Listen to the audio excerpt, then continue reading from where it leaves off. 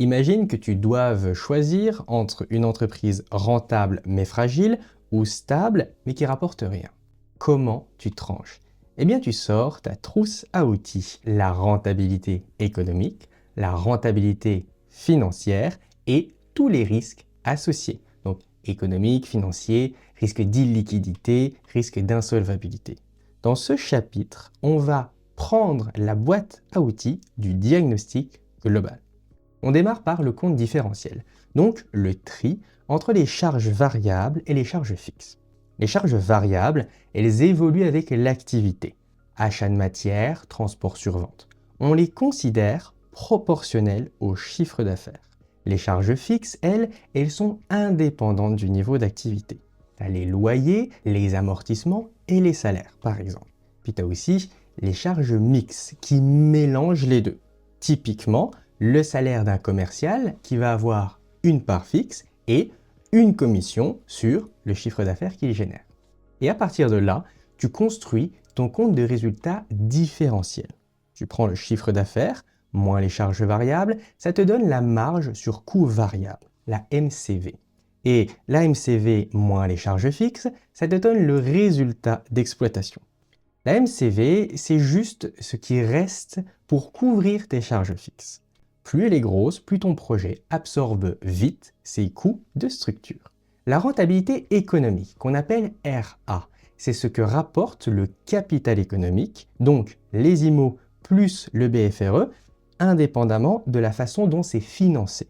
C'est le ratio que regardent les dirigeants et ceux qui prêtent de l'argent à l'entreprise. La formule à retenir, c'est que le capital économique, c'est les capitaux propres plus les dettes financières, mais c'est aussi égal aux immobilisations plus le BFR d'exploitation. Le résultat économique avant IS, c'est le résultat d'exploitation qui équivaut au résultat net comptable plus les intérêts plus l'IS. Le résultat économique avant IS, c'est le résultat d'exploitation qui équivaut au résultat net comptable plus les intérêts plus l'IS.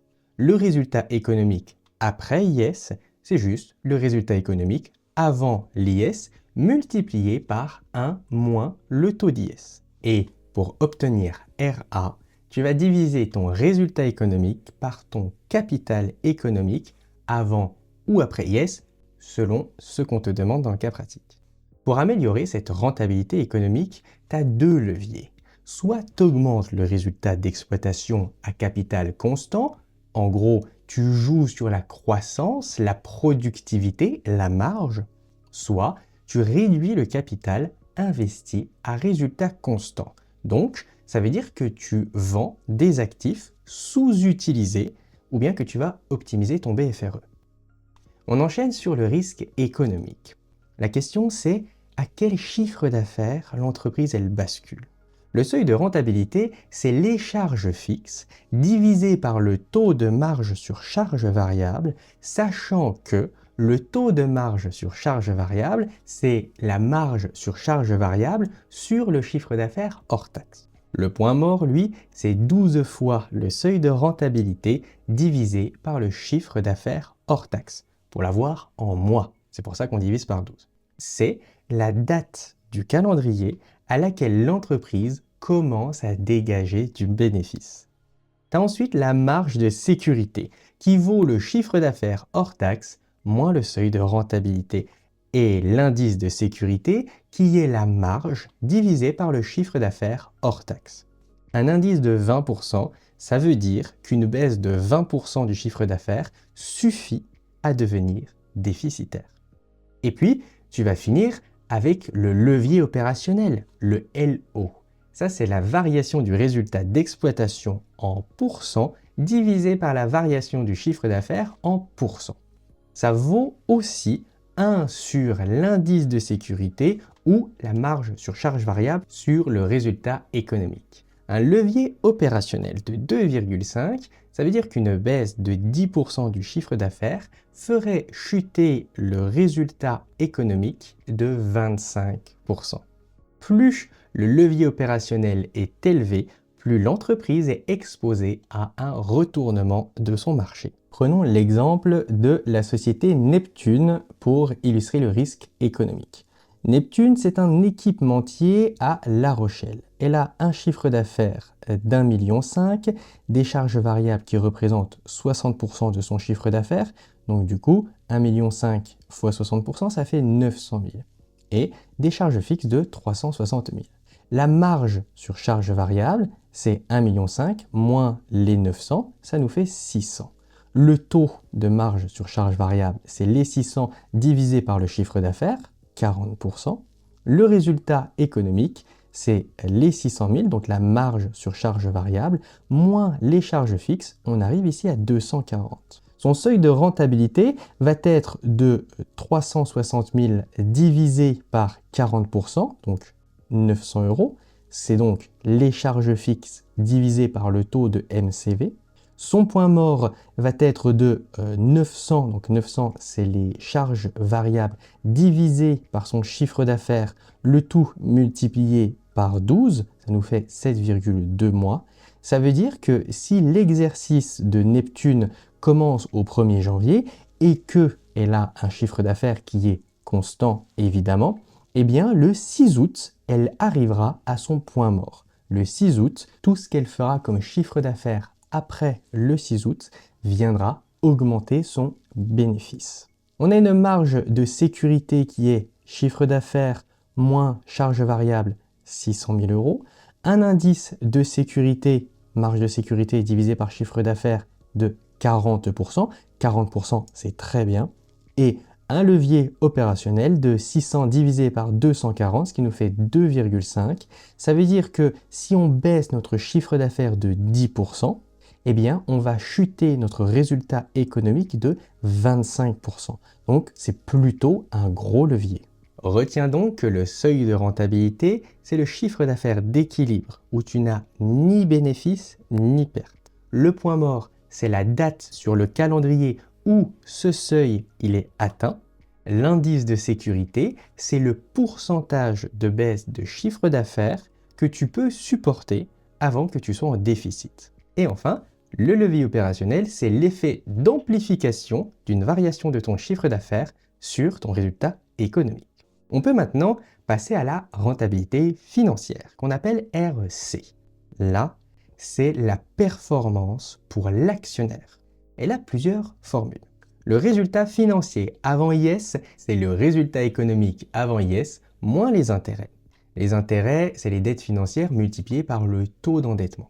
Le résultat financier après IS, c'est le résultat financier avant IS multiplié par 1 moins le taux d'IS. Et ça correspond au résultat net comptable. Et pour la rentabilité financière, donc RC, tu vas diviser ton résultat financier par tes capitaux propres. Et là arrive le concept clé, l'effet de levier. C'est tout simplement la rentabilité financière, RC, moins la rentabilité économique, RA. Ça mesure de combien l'endettement améliore ou dégrade la rentabilité des fonds propres. La formule du levier financier, c'est RC égale RA plus dette financière sur les capitaux propres multiplié par RA moins RD. RD, c'est le coût de la dette. Le bras de levier, dette financière sur capitaux propres, amplifie l'écart entre la rentabilité économique et le coût de la dette. En fait, il y a 3 configurations à connaître. Quand RA est supérieur à RD, l'effet de levier est positif. Ça veut dire que l'endettement améliore la rentabilité financière. L'entreprise a donc intérêt à s'endetter sous réserve des ratios prudentiels dont on parlera plus tard. Quand RA est inférieur à RD, c'est l'effet de massue. Ça veut dire que l'endettement détériore la rentabilité financière. Il faut désendetter ou redresser la rentabilité économique. Et quand RA égale RD, c'est qu'on a un effet de levier nul. L'endettement n'apporte ni gain ni perte. On continue notre exemple avec la société Neptune. Cette fois-ci, on va s'intéresser à sa rentabilité financière. On dit que Neptune, elle est financée à 500 000 euros par des capitaux propres et à 300 000 euros par de la dette financière. Et ces dettes financières, il faut forcément les rémunérer. On paye des intérêts dessus qui sont de 4%. Pour l'exemple, un IS à 25%, c'est le taux normal. On a un résultat économique avant IS de 240 000.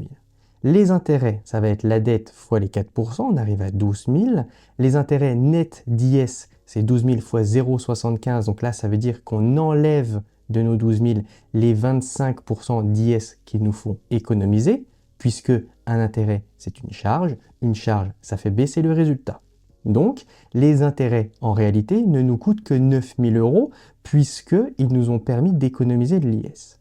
On a un résultat financier avant IS qui est de 240 000 moins les 12 000.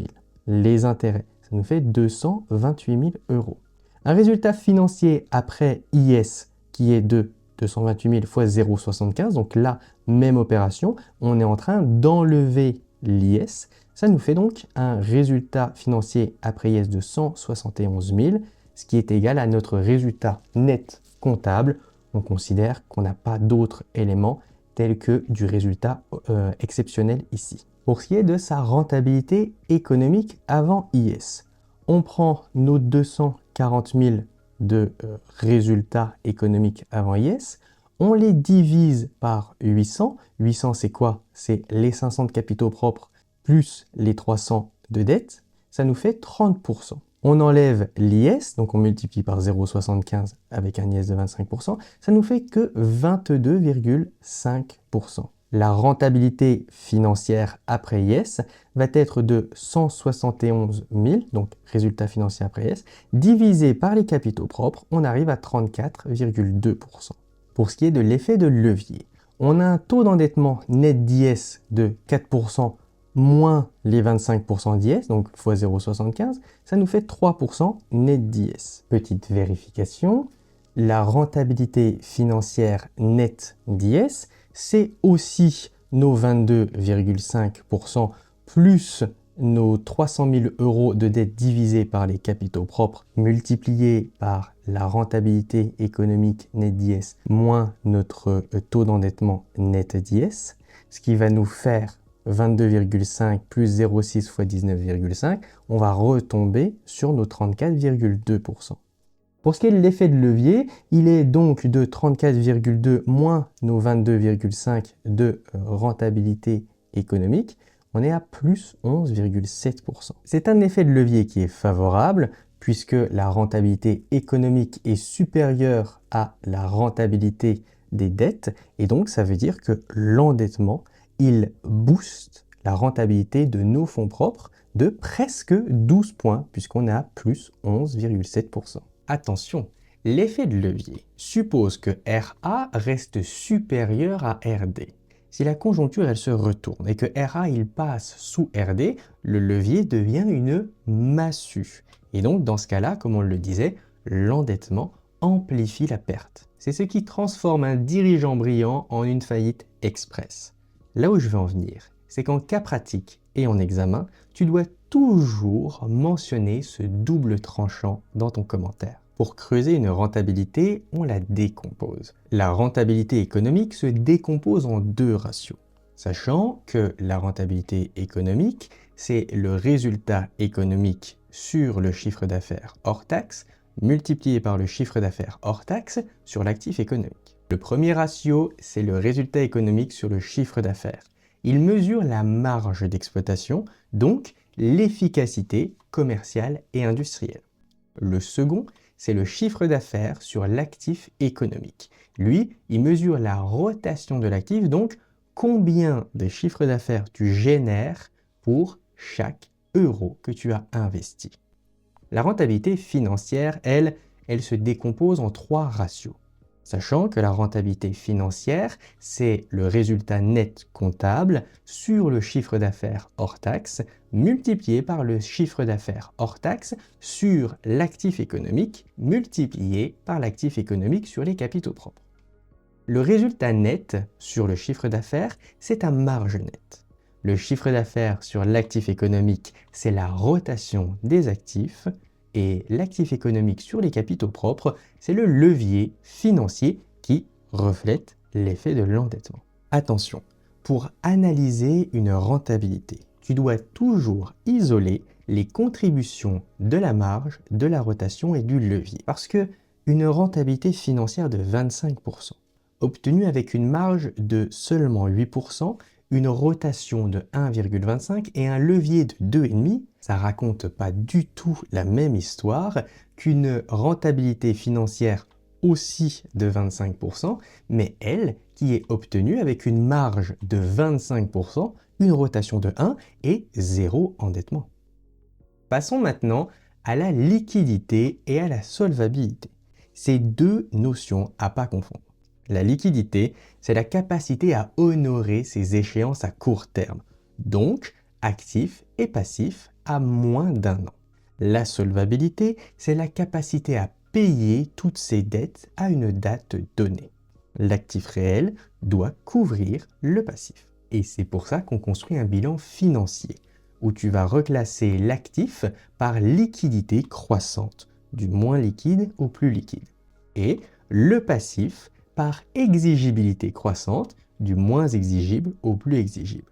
Tu élimines les actifs fictifs, les frais d'établissement, les frais de développement sans valeur marchande, les primes de remboursement, et tu retraites les plus-values, les dividendes et les écarts de conversion.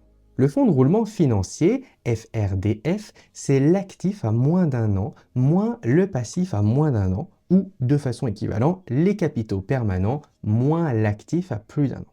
Il faut qu'il soit positif pour respecter l'équilibre financier. Les actifs courts doivent couvrir les passifs courts. Les ratios de liquidité, t'en as 3 à retenir. La liquidité générale, c'est actif à moins d'un an sur passif à moins d'un an. L'objectif, pour faire plaisir aux banquiers, c'est qu'il soit supérieur à 1. La liquidité réduite, ça c'est les créances à moins d'un an plus les VMP plus les disponibilités et le tout sur les passifs à moins d'un an. Ça aussi, ça doit être proche de 1. Et enfin, la liquidité immédiate. Ça, c'est les disponibilités plus les VMP sur passif à moins d'un an qui peut être faible si ta trésorerie est à 0. Et côté solvabilité, il y a 3 ratios aussi. L'autonomie financière, c'est les dettes sur les capitaux propres. Là aussi, il faut que ce soit inférieur à 1. La solvabilité générale, c'est les dettes sur le total de l'actif, toujours inférieur à 1. Et la capacité de remboursement, qui est dette financière sur capacité d'autofinancement, qui là doit être inférieure à 3 ou 4. C'est exprimé en années, 3 ans ou 4 ans. Il te faut aussi connaître les 3 indicateurs prudentiels. Le taux d'endettement, qui se calcule en divisant les dettes financières par les capitaux propres. Il faut que le résultat soit inférieur à 1. La capacité de remboursement, là c'était dette financière sur ta CAF, ça doit être inférieur à 3 ou 4 ans. Et la couverture des intérêts, résultat économique sur intérêt, qui lui doit être supérieur à 3 pour rassurer ton banquier.